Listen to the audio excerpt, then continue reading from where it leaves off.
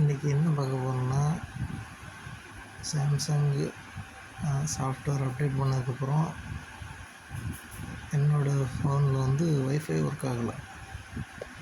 Wifi work ஆகலைன்னு சொல்லிட்டு customer சர்வீஸ்கிட்ட போய் கேட்டோம்னா, அவங்க வந்து இதில் உள்ள டேட்டாவெல்லாம் எரேஸ் பண்ணணும் அப்படி இப்படின்னாங்க.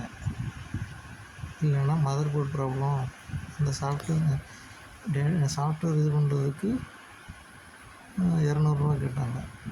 அப்படி இல்லை, வேறு என்ன ப்ராப்ளம் இருக்குன்னா மதர் போர்டே மாற்றணும், அதுக்கு ₹7000 ஆகுன்ட்டாங்க. நானும் வீட்டுக்கு வந்துட்டேன். அப்புறம் சாம்சங் கஸ்டமர் கேர்னு நம்பர் இருந்தது. அந்த நம்பருக்கு அடித்தா அவங்க வந்து ஸ்மார்ட் டியூட்டர்னு ஒரு ஆப்பு இன்ஸ்டால் பண்ண சொன்னாங்க. அவங்க அங்கேருந்து நம்ம ஃபோனை கண்ட்ரோல் பண்ணி நம்ம ஃபோன் எப்படி இருக்குன்னு அவங்க செக் பண்ணலாம். அவங்க எனக்கு என்ன சொன்னாங்கன்னா, ஒய்ஃபையை வந்து ரீசெட் பண்ணால் இந்த ப்ராப்ளம், நெட்வொர்க் ரீசெட் பண்ணால் ப்ராப்ளம் சரியாயிரும்னு சொன்னாங்க. இது யாருக்காவது யூஸ் ஆகலாம், அதனால் உங்களுக்கு சொல்கிறேன். இப்போ செட்டிங்ஸில் போயிட்டு அதில்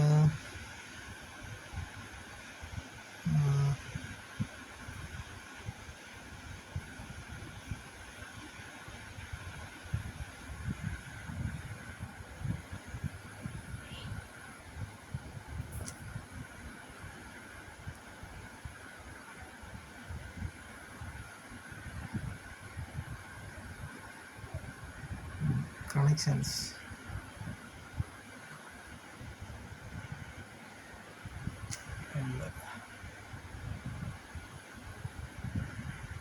அபவுட் ஃபோனுக்குள்ளே போய்